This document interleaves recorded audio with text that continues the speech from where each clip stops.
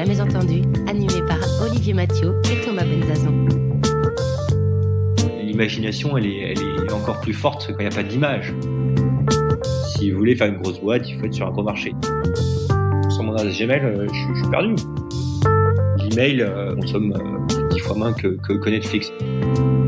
Il est hors de question de faire confiance à Amazon. Bienvenue dans 40 nuances de Next, le podcast qui vous ouvre les coulisses du fameux palmarès Next 40. Ici Thomas Benzazon, cofondateur de Feuille Blanche et du collectif Les OVNIs. Le Next 40, c'est 40 startups sélectionnées par Bercy pour devenir demain, peut-être, le futur CAC 40. 40 startups, demain, il en restera plein.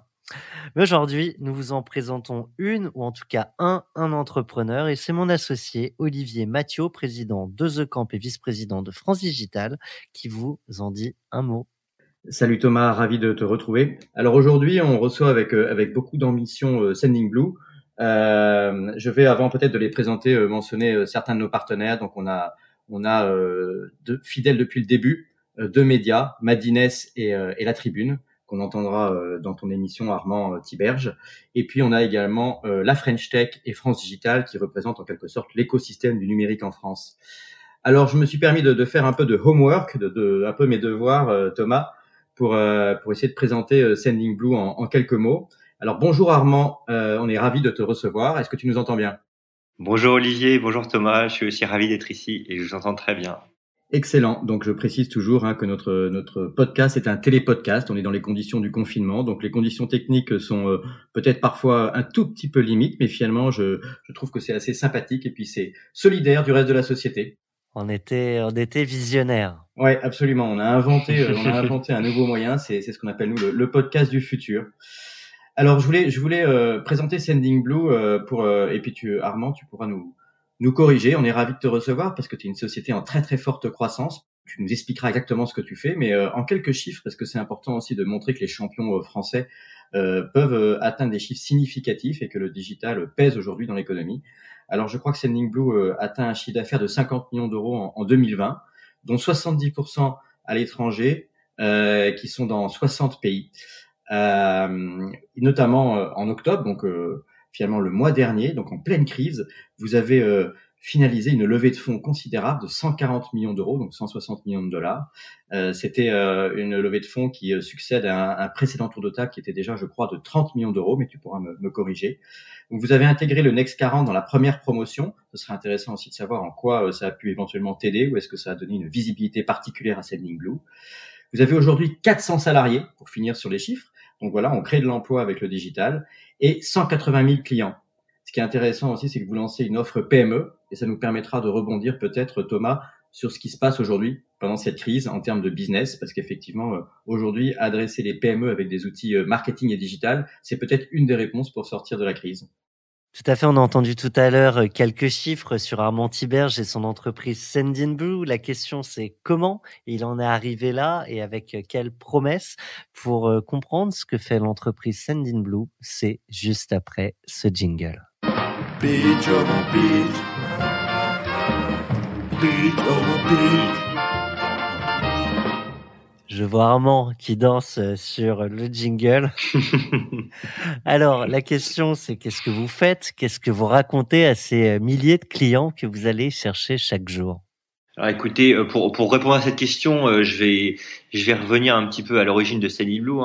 Avant de lancer Sending Blue, en fait, on était une agence web. On aidait des PME traditionnelles en fait à créer leur site internet, à se lancer dans l'e-commerce.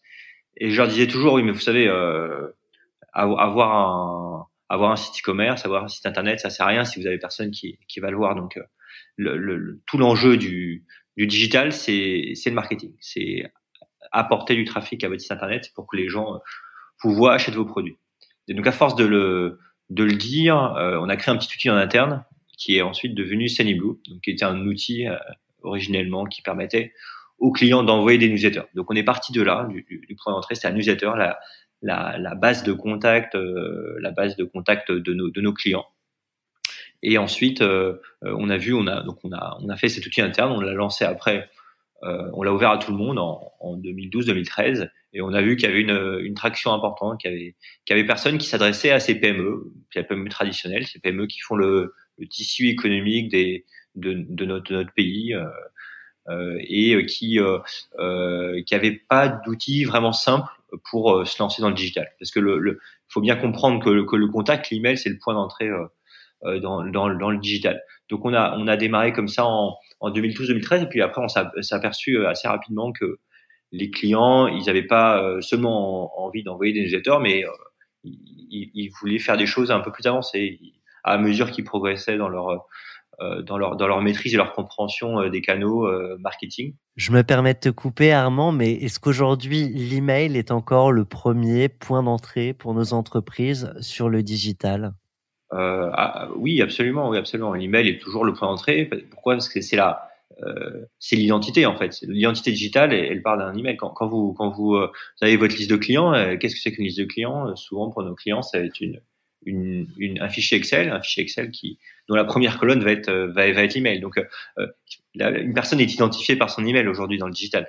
Donc l'email a deux fonctions. C'est une fonction identitaire, donc ça définit quelqu'un comme un prénom et un nom une adresse dans la vie de tous les jours, dans la vie, on va dire réelle, physique. Et donc son pendant en fait c'est l'email. Et donc après, une fois qu'on dit que l'email et l'identité, donc le contact, nous on est d'abord un outil de fidélisation de CRM. Qu'est-ce qu'on va vouloir en faire ?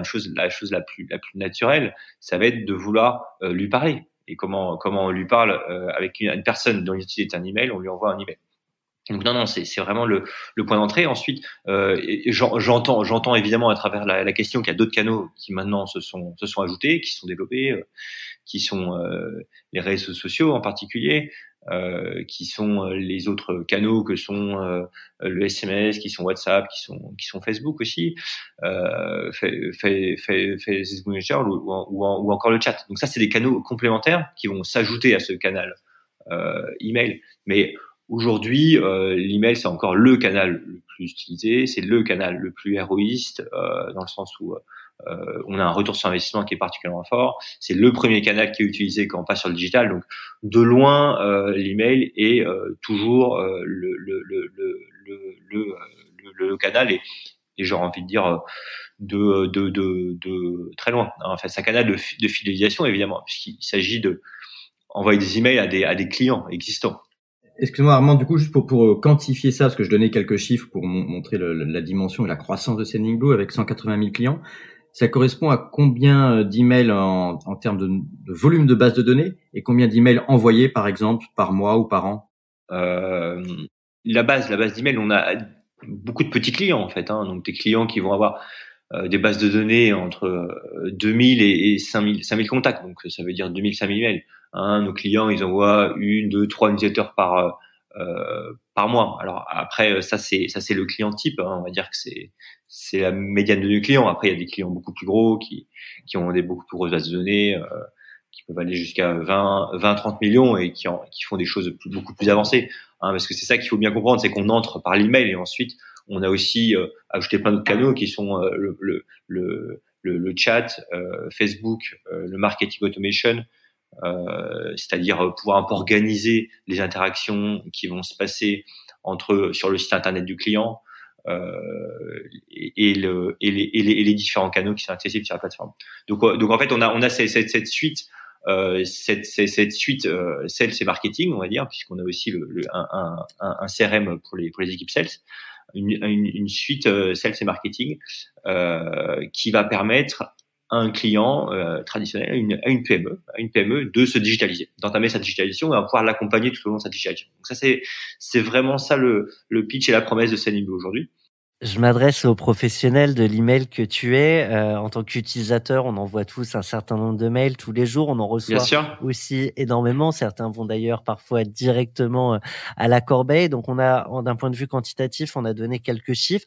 D'un point de vue qualitatif, par contre, qu'est-ce qui fait qu'un email est ouvert? Qu'est-ce qui fait qu'il est lu? Qu'est-ce qui fait qu'il est transformé? C'est l'objet. Oui. Donc, quel conseil tu aurais en la matière?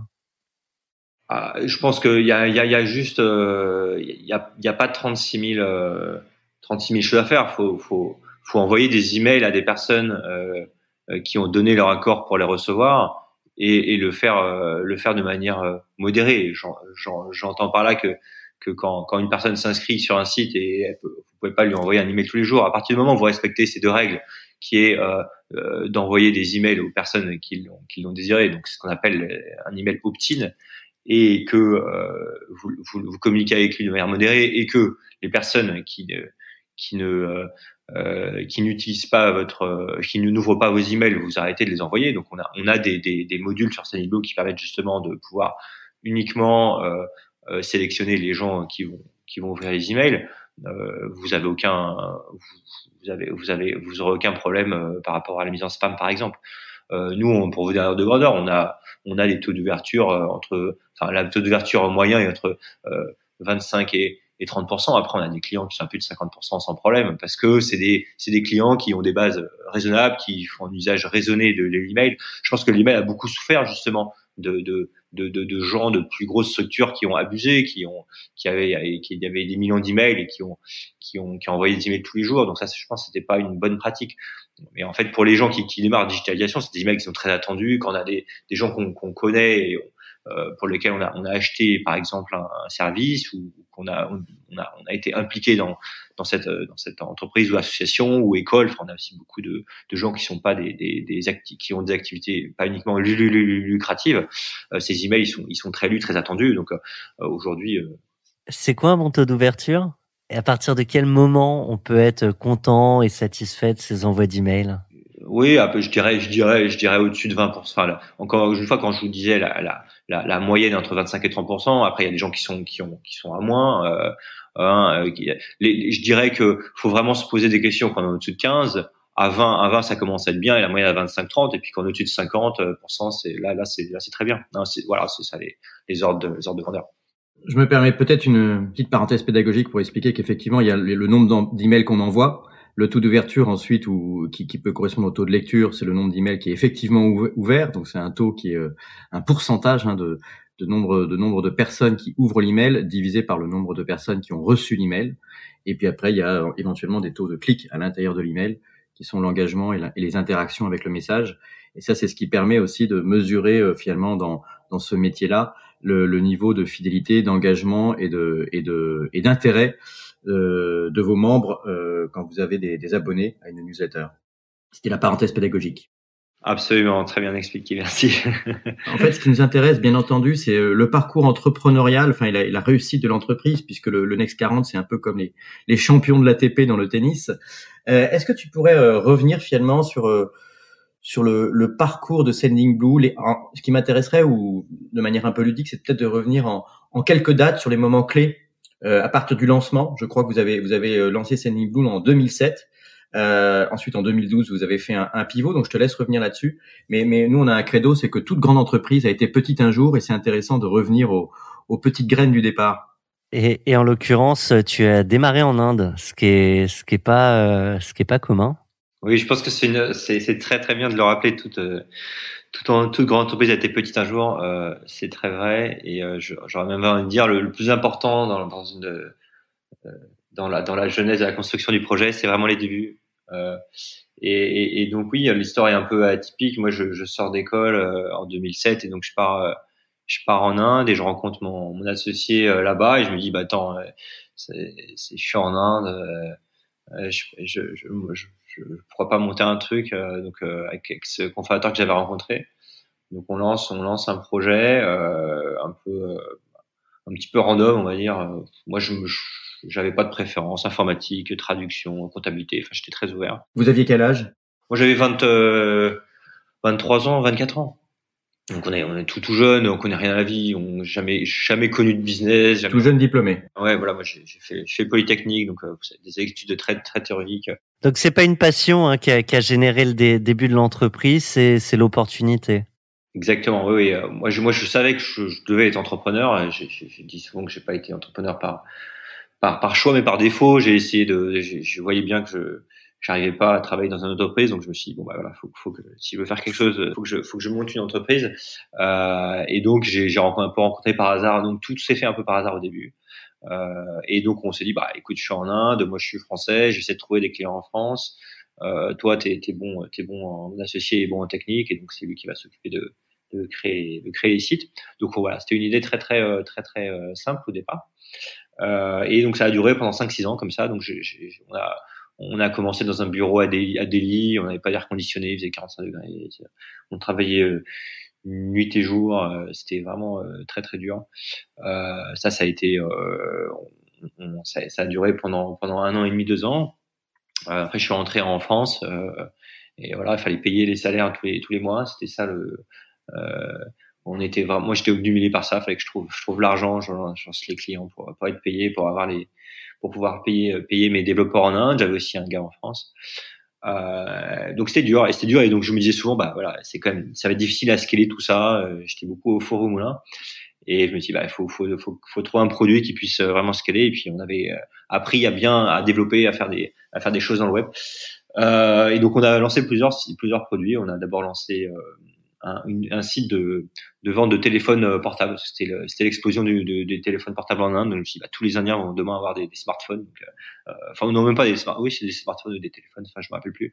C'était en 2009. Bon, évidemment, on n'avait aucune connaissance dans toute la logistique, etc. Donc, on a vendu quelques téléphones et puis après, on s'est dit, bon, allez, on va retourner à ce qu'on sait faire, qui est du code. Et puis après, on a essayé aussi de lancer. C'était un projet sympa. Je trouve que c'était un projet un peu un SaaS, en mettant une brique e-commerce, une brique, un ERP, un ERP en ligne, tout ça dans une brique. Donc on a beaucoup travaillé sur ce projet. Finalement, on n'a jamais réussi à le commercialiser. Voilà. Et puis le troisième projet qu'on a lancé, bah, c'était Sendinblue. Et puis là, ça a bien marché. Je reviens juste sur les deux premiers projets. À partir de quel moment tu te dis, en fait, là, on va dans le mur, il est temps de changer, il est temps de pivoter. On parle beaucoup du pivot et notamment dans cette émission, mais plus globalement chez les entrepreneurs. À quel moment on se dit, non, mais là, je vais pas dans le bon sens? Bah enfin, je pense que ça vient assez naturellement en fait. Quand on se prend un mur, on se fait mal, donc on dit stop.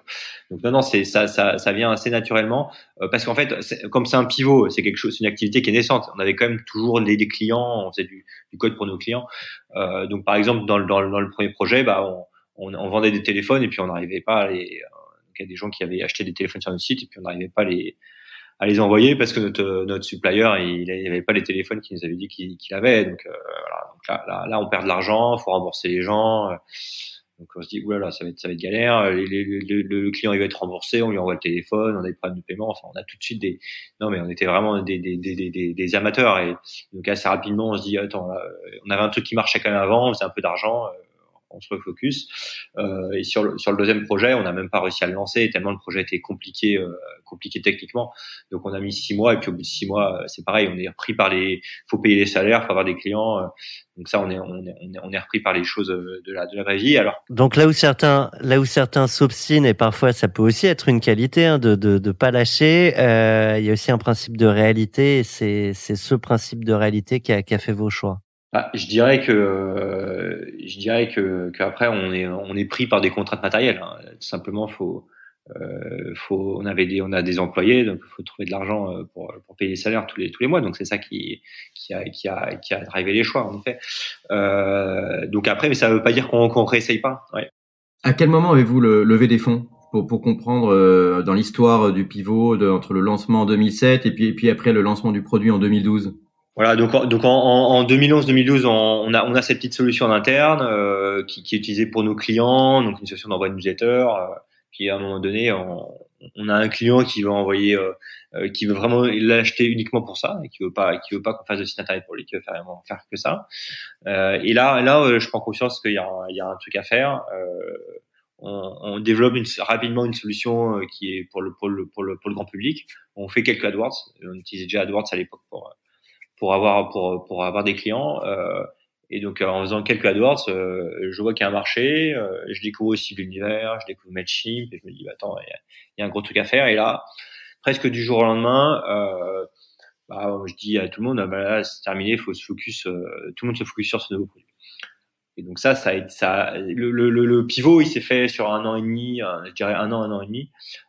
Faut appeler tous les clients, leur dire, bah, c'est terminé, voilà, on peut plus, on va pas continuer à faire votre site, on a changé d'activité, donc c'est un petit peu c'était un passage un petit peu compliqué. En même temps, on rentre 100 000 € en Business Angel en 2012, donc qui permettent justement de pouvoir faire cette transition.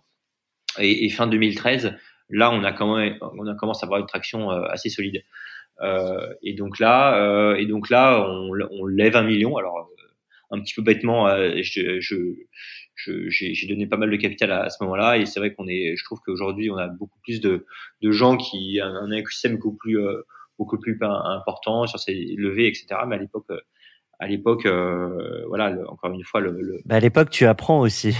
Apprend beaucoup, voilà, tout ça, on le fait un peu dans la douleur entre guillemets. Hein. Donc les premières années ont été assez dures, et puis après, en fait, plus les années passent et plus l'entreprise grandit, et plus les choses sont faciles. Hein. C'est paradoxal, mais ce qui a de plus dur, c'est vraiment les débuts. Hein. Donc ça, c'est important. Et puis je me disais, c'est un truc rigolo, je me disais, voilà, le jour où j'atteins 1 million de chiffre d'affaires, c'est bon.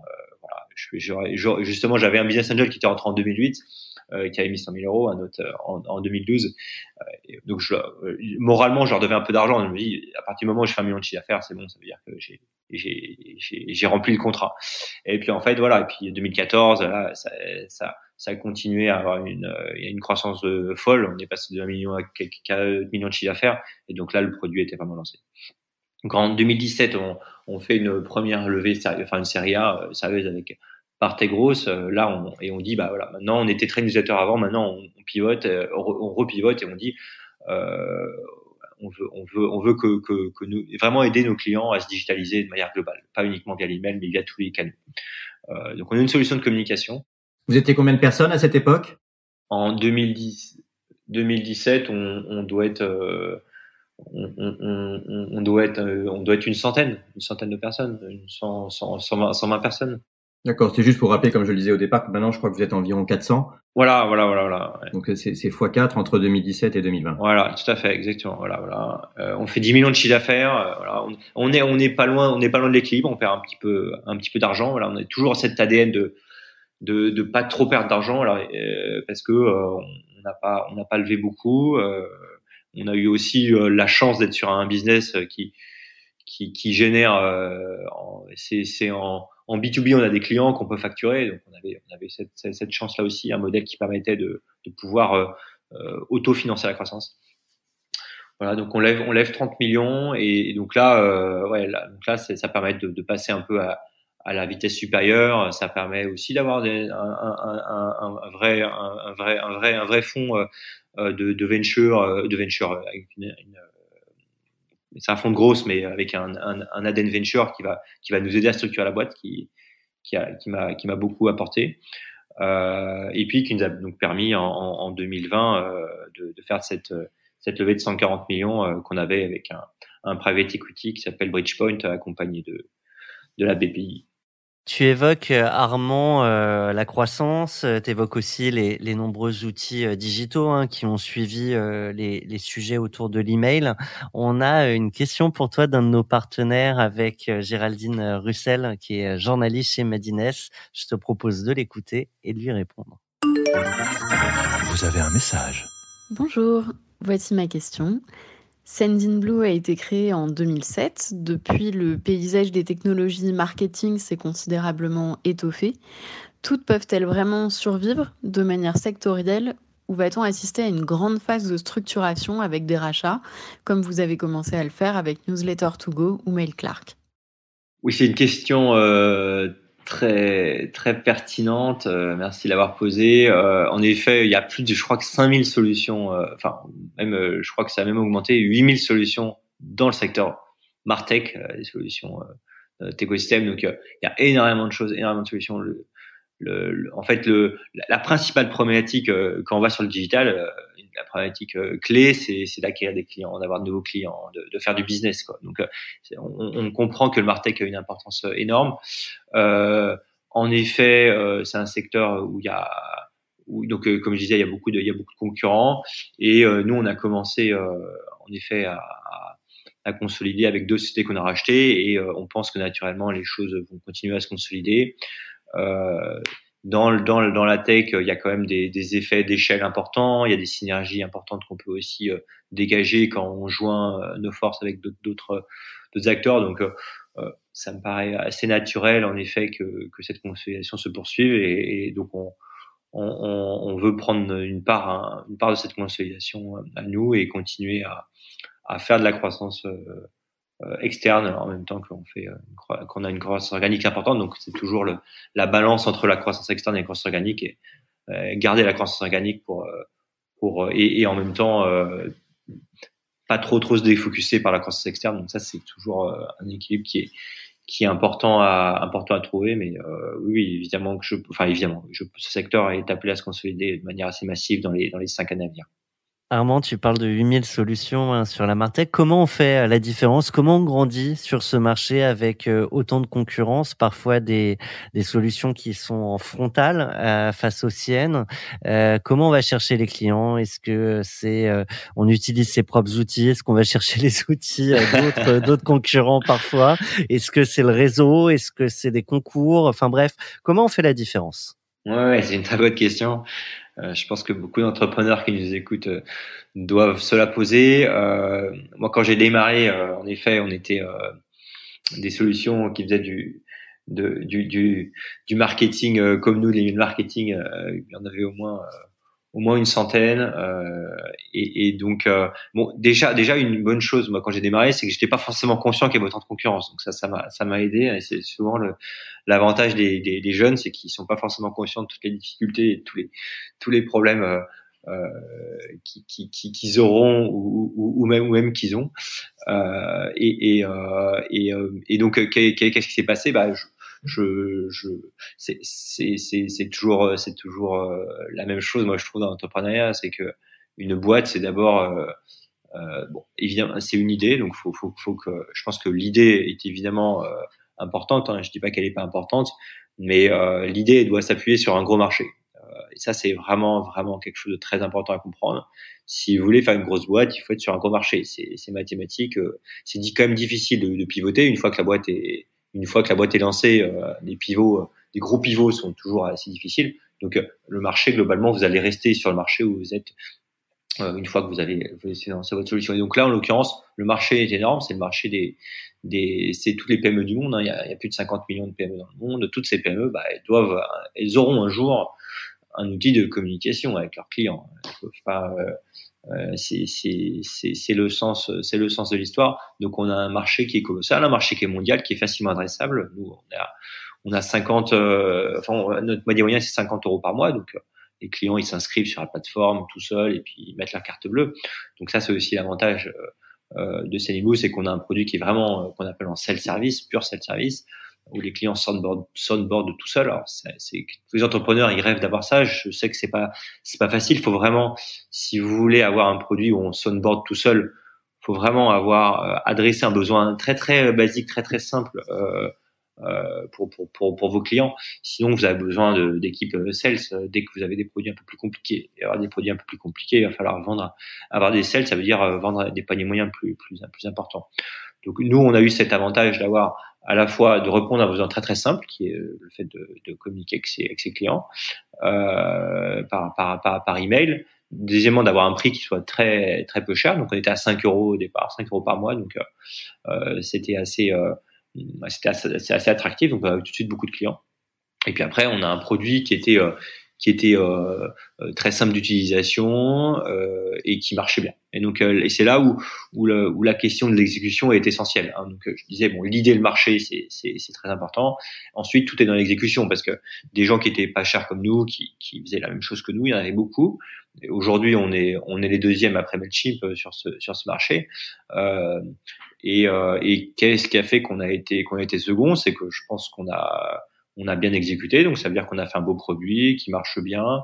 On a aussi une stratégie de marketing, d'acquisition du client qui a été assez maligne sur ce qu'on appelle un peu le gros hacking aujourd'hui. Mais je pense que les débuts, c'est vraiment important d'être bon sur ça. Après, le gros hacking, je trouve, a quand même ses limites dans le fait d'arriver à scaler le gros hacking jusqu'à des très très gros chiffres d'affaires. Du coup, Armand, je me permets d'interrompre parce que ouais. Donc tu disais que voilà que beaucoup d'entrepreneurs rêvent de pas avoir des équipes commerciales, donc de sales trop importantes.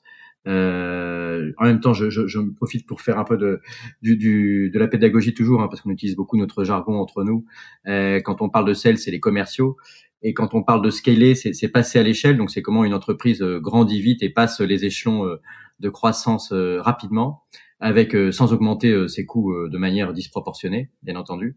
Et donc, quand tu parles de growth hacking, ça veut dire comment est-ce qu'on peut trouver des trucs de croissance. Oui, non, pardon, mais le terme est connu pour les entrepreneurs et le milieu du digital. Mais c'est pas tellement pour me moquer de toi sur le jargon, parce que moi-même j'en emploie beaucoup. C'est surtout pour qu'on puisse comprendre comment, enfin, à moins que ce soit une sauce secrète, une recette particulière de Sendinblue, mais comment est-ce que tu fais, en dehors du fait d'avoir un logiciel qui permet d'avoir, enfin, de s'inscrire seul en ligne pour tous tes clients, est-ce qu'il y a des petits trucs que vous avez opérés pour faire ces techniques de growth hacking, donc d'aller chercher la croissance sans équipe commerciale au téléphone ou au porte-à-porte? Voilà, nous, alors ce qu'on a fait, la stratégie, elle est assez simple. Elle s'appuie sur deux choses importantes. La première chose, c'est un produit qui est bon. Donc ça veut dire qu'il y a vos clients, vos propres clients, ils vont vous apporter d'autres clients. Donc ça aujourd'hui, et ça a toujours été le cas, il y a plus de 50% de nos clients qui viennent recommandés par nos propres clients, alors, ce qu'on appelle du bouche-oreille. Ils sont incentivés, vos clients? Non, même dans le B2B, c'est assez compliqué. Non, ils sont pas incentivés. Ils parlent beaucoup entre eux. Il y a beaucoup de milieux d'entrepreneurs. Il y a beaucoup de communautés, de communautés Facebook. Donc, ils se parlent beaucoup, les entrepreneurs entre eux. Et donc, à partir du moment où ils aiment bien un produit, ils le recommandent. Et donc, vous avez une croissance comme ça, assez naturelle. Et ça va vous permettre, en fait, ces clients gratuits qu'ils apportent, ça va vous permettre de dépenser aussi plus sur les clients que vous allez acquérir sur des canaux payants. Donc, c'est-à-dire, typiquement, quand vous allez comme un client payant vous rapporte un client gratuit, ça veut dire que vous allez pouvoir dépenser 2 fois plus sur votre client que vous avez. Alors, un client payant, j'entends un client qui a été acquis via un canal payant. Typiquement, vous avez acheté un mot-clé sur AdWords. Nous, c'est notre canal principal. Enfin, c'était notre canal principal. Aujourd'hui, ça représente une trentaine de pourcents de nos nouveaux clients. Ils viennent des mots-clés qu'on achète sur AdWords. Et les 70% restants, pardon, je te coupe, mais c'est intéressant. Bien sûr. Donc, on a plus de 50% qui sont du bouche-oreille. Ensuite, on a différents autres canaux.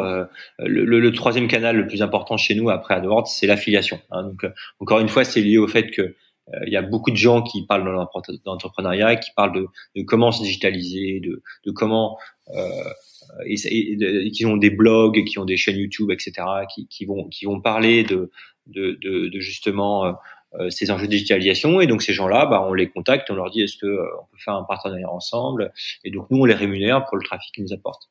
Donc ça, c'est une méthode qui marche assez bien et qui est une méthode assez classique dans le marketing.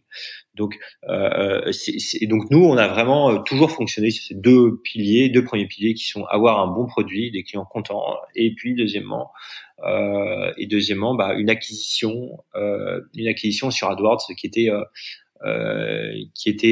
bien tunée, parce qu'en fait l'acquisition AdWords, c'est quand même assez compliqué. Donc on a aussi internalisé assez rapidement notre acquisition, l'achat de mots-clés. On a aussi mis plein d'algorithmes statistiques pour permettre d'acheter vraiment les mots-clés au meilleur prix. Et donc j'aurais envie de dire oui,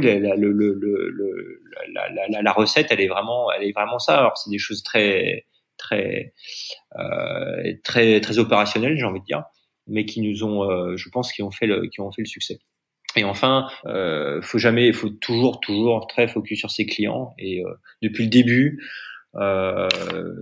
au centre de la boîte, il y avait le customer care, il y avait le support. C'est-à-dire, même si vous avez beaucoup de clients, qu'à un moment donné, vous n'arrivez plus à tous savoir qui ils sont, il est essentiel de garder le lien avec vos clients, de les écouter, de comprendre leurs problématiques, de les rencontrer. Donc, je pense que dans des produits SaaS comme nous, très digitaux, où on peut facilement perdre le lien avec les clients, c'est essentiel d'avoir ça en tête. Et donc ça, depuis le début, moi j'étais toujours à regarder les tickets clients, à regarder leurs problèmes, à les écouter, à voir leurs nouveaux besoins. Donc ça a été vraiment clé dans la construction du Tu parles de garder le lien. En ce moment, plus que jamais, on en a besoin, même si le lien est très distancié. On avait prévu avec Olivier de cesser une rubrique qu'on aimait bien, mais qui était la question du confinement. On est reparti dedans. Ça soulève pas mal de questions, et notamment de la digitalisation de notre économie. Je te propose d'en discuter après ce jingle. Je sais que je vous demande de rester chez vous. Je vous demande aussi de garder le calme. Chez vous, chez vous, chez vous. Je pense que c'est important dans les moments que nous vivons. Et aujourd'hui, je vous demande aussi de vous digitaliser. C'est essentiel, en effet. Avec Thomas, cette rubrique, on l'appelait, en guise un peu de blague, on l'appelait confiné mais pas confi entre nous. C'est aussi pour dire que finalement, on voit que les entrepreneurs en général essayent toujours de trouver des solutions aux problèmes et s'attaquent aux problèmes. Donc il y a un problème, par exemple, qui est celui du confinement. Aujourd'hui, on parle beaucoup du digital qui est résilient, qui résiste à la crise. Mais en particulier, vous avez développé une offre pour les PME. Et puis, j'ai pu lire un peu en préparant ton émission, Armand, j'ai pu lire aussi que vous aviez encore une croissance très forte. Alors, est-ce que c'est indécent d'en parler? Est-ce que tu peux nous décrire qu'est-ce qui s'est passé au moment où il y a eu le confinement et comment vous avez réagi par rapport finalement à ce qui se passe sur le marché? Dès le début du confinement, on a d'abord pensé à toute l'économie, à tous nos clients qui vont souffrir de ce confinement. Et donc encore une fois, là, quand on voit ce qui se passe avec ce second confinement, moi je suis un peu préoccupé, un peu triste, et en fait on est tous un peu dans le même bateau. Et donc il n'y a pas les gagnants et les perdants de ce confinement. Je pense que l'économie elle va bien ou elle va mal, et c'est un peu la même chose pour tout le monde. Alors évidemment, nous, au début de ce confinement, qu'est-ce qui s'est passé? Il y a beaucoup de clients de nos clients traditionnels qui se sont dit c'est le bon moment pour se digitaliser, parce qu'ils n'avaient plus le choix, parce que leur boutique était fermée, et donc ce projet qu'ils avaient depuis longtemps, ils l'ont concrétisé. Donc dans les premiers jours et les premières semaines de ce premier confinement, on a eu un nombre de nouveaux clients qui a explosé par rapport à ce qu'on a d'habitude. Hein. Donc on est dans un business SaaS où on ajoute du chiffre d'affaires par les nouveaux clients au chiffre d'affaires existant.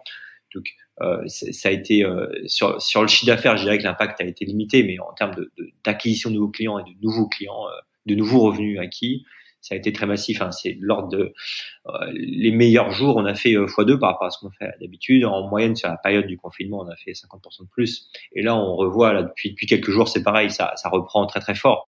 C'est ce que j'allais dire, c'est pas fini. On a encore des centaines de milliers de commerçants qui sont pas digitalisés, ce qui explique aussi les sujets du moment. On a une question à ce propos, et ça nous permettra de débattre ensemble. Une question de notre partenaire La Tribune avec Philippe Mabille, le directeur de la rédaction. On l'écoute.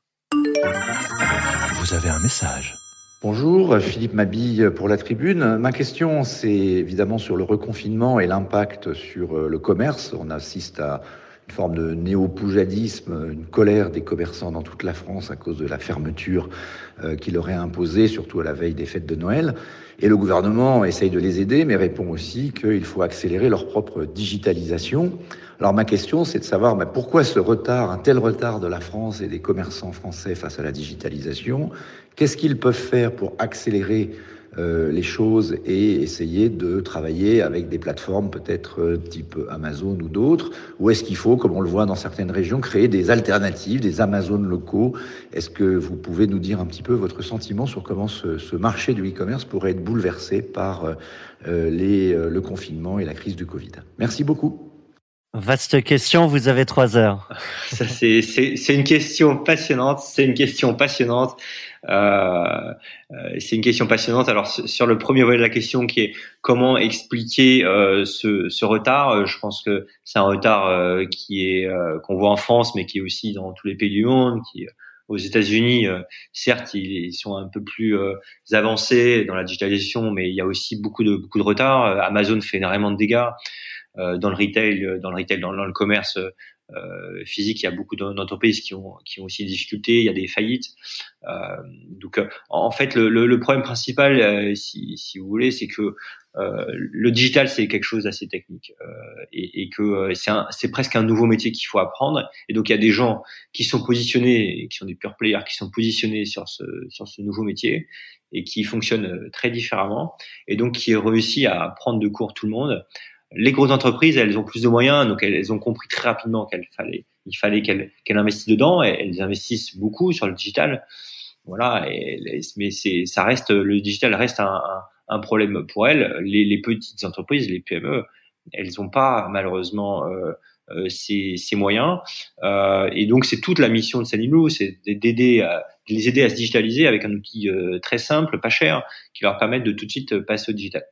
Est-ce qu'il y a un regroupement des acteurs dont vous, mais vous êtes une solution parmi des milliers pour se digitaliser. Oui. Est-ce que vous regroupez pour avoir un package pour passer en full digital en tant que dirigeant de TPE, de PME, en tant que commerçant?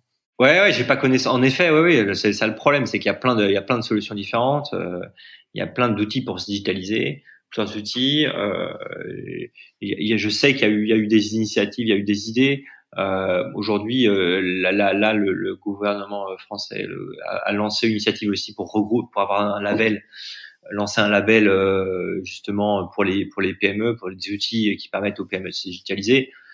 C'est vrai qu'il y a beaucoup de solutions différentes. Donc en effet, je trouve que c'est une très bonne idée de se dire comment on arrive à regrouper ces outils et à faire un package plus facile à appréhender, une offre plus lisible pour les PME. C'est peut-être ça la solution en effet.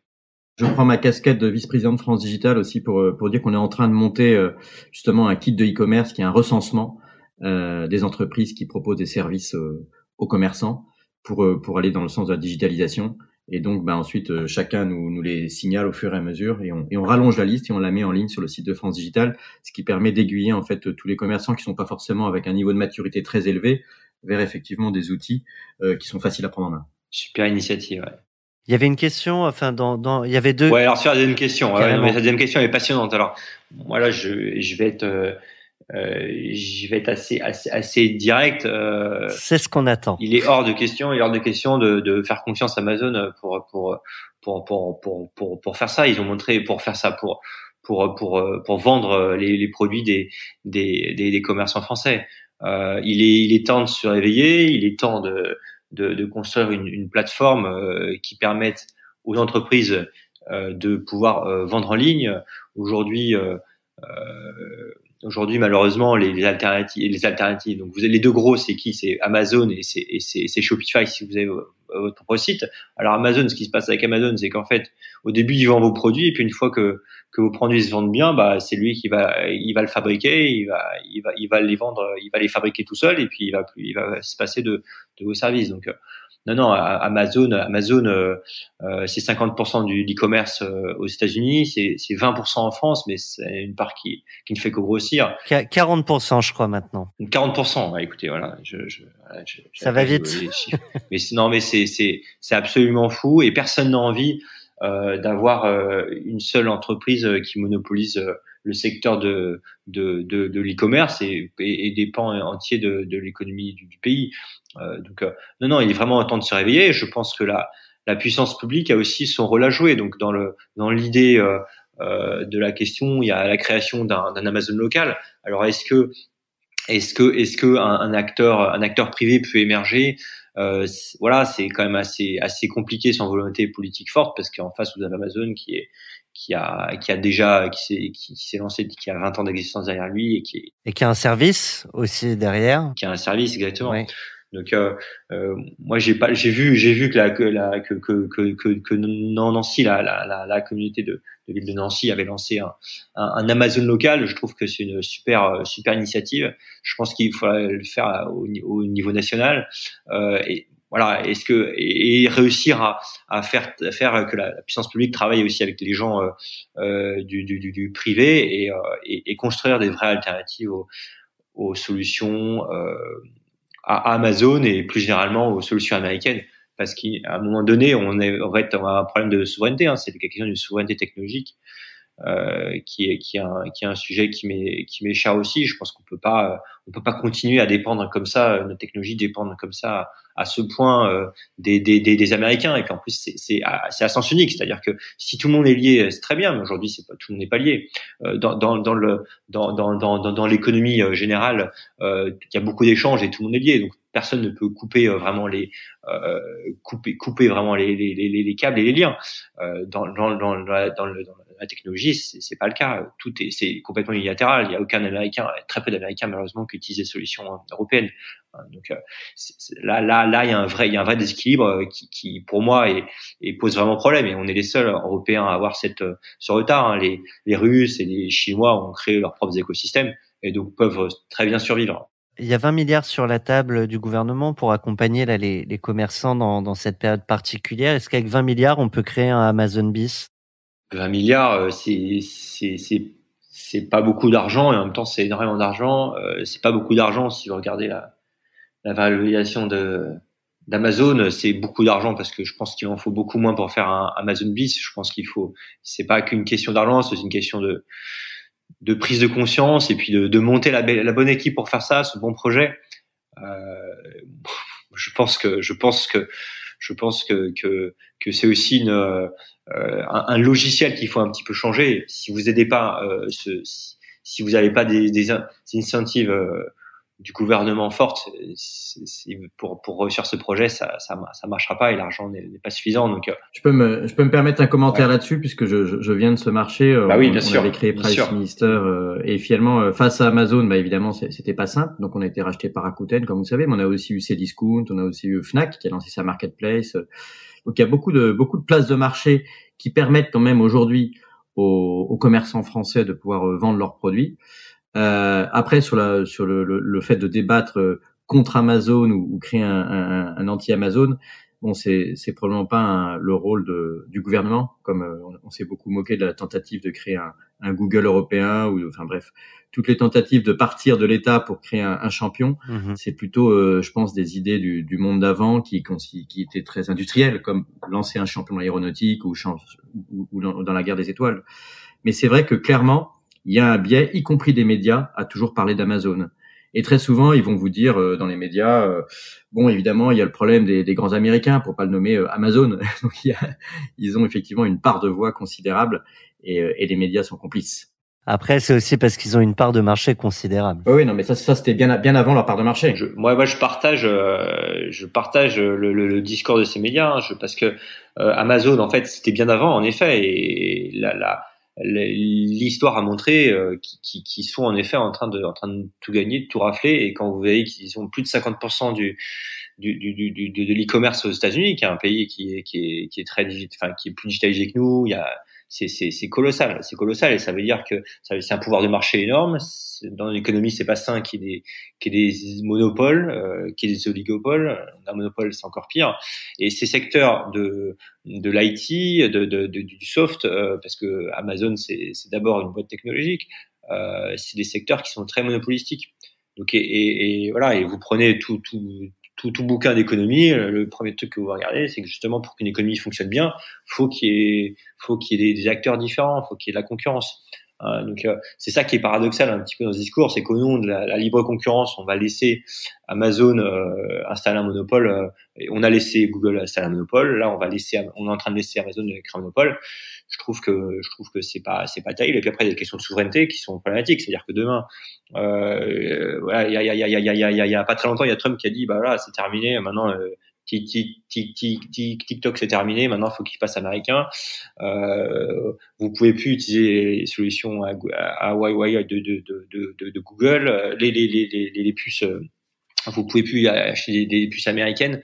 Ils ont dit ça Huawei. Donc demain, si Trump nous dit bah non, les Européens vous pouvez plus utiliser Gmail, Google s'exécutera. Et nous, qu'est-ce qu'on fait? Moi, je sais pas, à titre personnel, sans mon adresse Gmail, je suis perdu.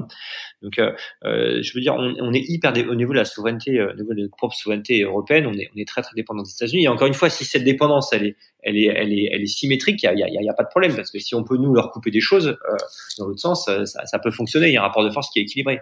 Mais le rapport de force c'est pas du tout équilibré. Donc pour moi, c'est vraiment un gros problème. Alors moi, j'aurais plein de questions sur ce sujet justement, et j'ai l'impression qu'on est déjà en train de rentrer dans le monde d'après. Je sais pas ce que t'en penses, Thomas, mais on pourrait lancer on peut lancer notre jingle qu'on adore parce que là, on est déjà dans les aspects sociétaux et ça, c'est passionnant. Très bonne transition, j'allais te la proposer. I have a dream. Parce que effectivement, on a commencé à aborder et du coup, Armand était enflammé sur le sujet, donc on voulait justement parler un peu de ces sujets, de ce qu'on appelle nous le monde d'après. C'est-à-dire c'est le moment du confinement, c'est aussi des questions court terme. On en a parlé, hein, réaction par rapport aux commerçants, à l'économie, à la digitalisation. Mais ça pose aussi des questions sur ce qui devra changer dans le monde d'après. Et pour le coup, il y a une question qui est celle des GAFA. C'était pas forcément le sujet sur lequel je serais allé spontanément en discutant avec toi, mais finalement très spontanément tu as été sur ce sujet, notamment parce que Thomas, tu nous as lancé sur Amazon, donc on s'est enflammé. Mais c'est vrai que les GAFA, c'est plus que ça. C'est aussi Google. Tu as parlé de Gmail, c'est aussi évidemment Facebook. Toi, tu en as parlé Sendinblue parce que tu utilises aussi Armand dans ton CRM éventuellement les outils qui sont ceux de messagerie et de réseaux sociaux. Mais bon, il se pose quand même du coup une question par rapport à notre dépendance aux Américains, et puis aussi pour ceux qui ont vu le fameux documentaire dont tout le monde parle aujourd'hui sur Netflix, qui est Social Dilemma. Derrière nos écrans de fumée en français. Derrière nos écrans de fumée, oui. Et donc ça, c'est vraiment une démonstration assez forte que beaucoup de gens connaissaient, mais qui est révélée au grand public, de la prédominance en termes de part de marché, mais également d'algorithmes, de manipulation de l'attention et finalement également des modèles économiques basés sur la publicité qui nous poussent à rester de plus en plus longtemps devant les écrans avec une économie de l'attention, de la durée, de la publicité. Et est-ce que toi, du coup, tu as un point de vue là-dessus? Parce que on se rend compte en termes de souveraineté numérique, et c'est toi, Armand, qui a posé la question, qu'elle est encore plus présente pendant le confinement, puisque la dépendance aux outils américains, alors à part Sendinblue, Klaxoon et quelques autres super startups Next 40 qu'on reçoit, on est quand même très dépendant aux outils américains. Ouais, c'est terrible, hein, quand même. Oui, bien sûr.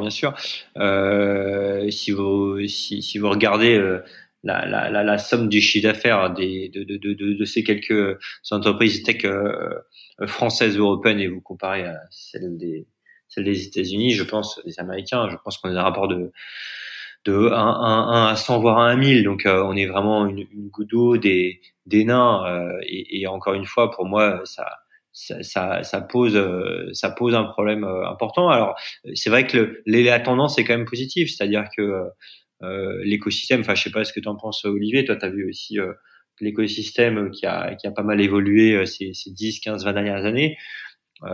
C'est vrai que il n'y avait pas de Next 40, Next 40 a été créé aujourd'hui, il n'y avait pas des entreprises de cette taille qu'on voit aujourd'hui, des entreprises tech il y a 5 ou 10 ans. Alors oui, il y avait quelques entreprises qui marchaient bien en start-up, mais j'ai l'impression qu'il y a un dynamisme nouveau en ce moment, qui est soutenu par le pouvoir public. Donc il y a quelque chose de nouveau, et j'appelle de mes vœux à ce qu'il y ait des géants technologiques européens qui émergent. Aujourd'hui, il y en a pas à part peut-être SAP qui a été créé dans les 70, je crois. Mais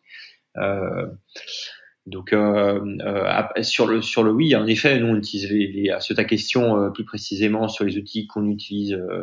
Nous, on utilise beaucoup Google, évidemment. On voudrait aussi proposer peut-être Google pour nos clients. C'est un projet qu'on a. Facebook, on le propose aussi à nos clients. C'est aujourd'hui les canaux incontournables pour se digitaliser, puisque c'est les canaux où sont présents les consommateurs, où sont présents les Français. Les Français, ils sont présents sur Google et sur Facebook. Donc, si vous voulez les toucher, il faut passer par ces deux canaux. Voilà. Et c'est tout là le problème pour moi. Facebook, c'est pareil. Regardez, il y a pas longtemps, ils ont menacé, ils ont dit bon bah si vous voulez qu'on ait les données, qu'on émerge les données en Europe, qu'on processe les données en Europe, dans ces cas-là, on va fermer Facebook en Europe. Et vous imaginez, je pense que vous imaginez les Français, si vous leur dites demain vous avez plus Facebook, je pense que c'est la révolution. Hein. Donc il y a une dépendance démocratique. D'un point de vue purement business par rapport à ce que tu viens de dire, il y a effectivement il y a la question de la dépendance de chacun de nous, l'addiction d'une certaine manière aux réseaux sociaux, aux outils, etc. Oui. Mais il y a aussi d'un point de vue B2B, hein, donc dans le business que toi tu défends et d'autres aussi. Je me pose la question de la dépendance du coup à ces outils, parce que finalement moi je l'ai connu aussi parfois en tant qu'annonceur, hein, en tant qu'entrepreneur, en achetant des mots clés, des AdWords, etc. On a une dépendance aussi aux canaux de distribution, de diffusion ou de publicité, qui fait qu'à un moment donné les règles sont fixées par les GAFA, c'est-à-dire combien ils gagnent, combien ils payent, que ce soit sur l'Apple Store, enfin pour les applications mobiles ou que ce soit l'achat de publicité sur Facebook ou les algorithmes sur Google et les autres, ou sur Amazon hein, d'ailleurs. Est-ce que tu penses qu'il faut réguler là-dessus? On parlait un petit peu de la question du protectionnisme et de la souveraineté, mais au-delà de ça, est-ce qu'il y a une question à un moment donné de démembrement qui se pose? Alors c'est difficile pour toi parce que je sais que tu es partenaire avec eux et je veux pas te mettre dans une situation délicate, mais est-ce que tu peux avoir un point de vue, comme ça a été le cas à une autre époque dans les télécoms, dans d'autres secteurs? Est-ce qu'il faut les démembrer parce qu'ils deviennent trop gros? Alors, je sais que Mark Zuckerberg écoute l'émission 40 nuances de Next régulièrement. Ouais, exactement. Mais, voilà. donc fais bien attention à la manière dont tu vas répondre. Ah non, mais moi, évidemment, je suis pour le démembrement. C'est clair, c'est clair. En particulier, regardez Amazon, ils font plein de trucs différents. Vous pouvez les démembrer facilement. Google, c'est pareil. Facebook, vous avez WhatsApp d'un côté. Instagram. Facebook de l'autre, Instagram, ça, il y a, au niveau opérationnel, je pense qu'il y a aucune difficulté à démembrer ces entreprises. Après, il faut avoir le courage. Il y a eu dans les démocrates là, c'était pas dans le programme de Biden malheureusement, mais c'était dans le programme d'autres démocrates qui ont mis qu'ils allaient dénombrer les GAFA. Donc je pense que c'est quelque chose qui est quand même dans l'air du temps et évidemment, je pense en Europe on n'a pas beaucoup de leviers pour le faire, mais les États-Unis ont des leviers et on voit beaucoup les États-Unis liés à ces GAFA, mais il y a plein de gens aux États-Unis qui justement se font bouffer, des petits commerces qui meurent à cause d'Amazon. Donc tout ça, il y a quand même une prise de conscience. Mais oui, je pense que le démembrement est en effet une très bonne solution. Voilà, encore une fois, dans le monopole est très mauvais pour l'économie. Hein. C'est vraiment la base dans tout livre d'économie que vous allez ouvrir. Le monopole est très mauvais. Donc on laisse s'établir des monopoles. Je pense que c'est une erreur. J'aimerais bien poursuivre le débat parce que ce documentaire dont parlait Olivier, il pose des milliers de questions et je pense qu'on pourra même peut-être en reparler dans la seconde partie qui te concerne plus toi en tant qu'entrepreneur, en tant qu'homme, en tant que citoyen. Mais avant de ça et avant de passer à la seconde partie, on a une question sur le monde d'après et quel business dans ce monde d'après pour Sendinblue. Cette question, elle est de Nicolas Brienne, le DG de France Digital. On l'écoute. Vous avez un message. Bonjour Armand. Chaque seconde, à travers le monde, ce sont des milliers d'emails qui sont envoyés. Chaque email consomme de l'énergie et donc contribue un peu à l'impact environnemental du numérique. Ma question, elle est extrêmement simple.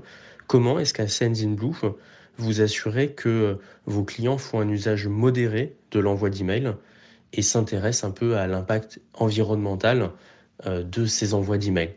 En gros, ma question, c'est comment est-ce que Sendinblue peut devenir Sendingreen? Il parle pas du changement du nom de la marque. Alors oui, c'est des sujets qui sont brûlants pour nous, en particulier parce qu'on a lancé en interne là, une étude un peu de l'impact de l'email de l'empreinte numérique des emails. Et en fait, ce qu'on voit, c'est que L'email pollue moins que, enfin, l'email pollue assez peu en fait, hein, parce qu'un email c'est assez petit, hein, c'est 10 kilooctets. Bon, je sais pas si vous voyez ce que ça fait 10 kilooctets, mais si vous voulez, vous avez avec 1 million d'emails, ça fait à peu près, c'est à peu près un film, hein. Un film, c'est 1 million d'emails. Mais quand on parle d'un email, techniquement, quand on parle d'un email, on parle pas forcément des emails qui ont des pièces jointes, qui parfois associent des vidéos ou des fichiers très lourds, non? Est-ce que ça augmente le bilan carbone de manière négative dans ce cas-là? Voilà, mais oui, alors ça exactement. Ça, en fait, c'est proportionnel. Hein, une technique, c'est l'empreinte carbone, elle va être proportionnelle à la taille du message. Donc, nous, nos clients envoient des messages qui sont relativement petits, donc de l'ordre de 10 kilooctets, comme je disais. C'est beaucoup moins que ce qu'un film va consommer.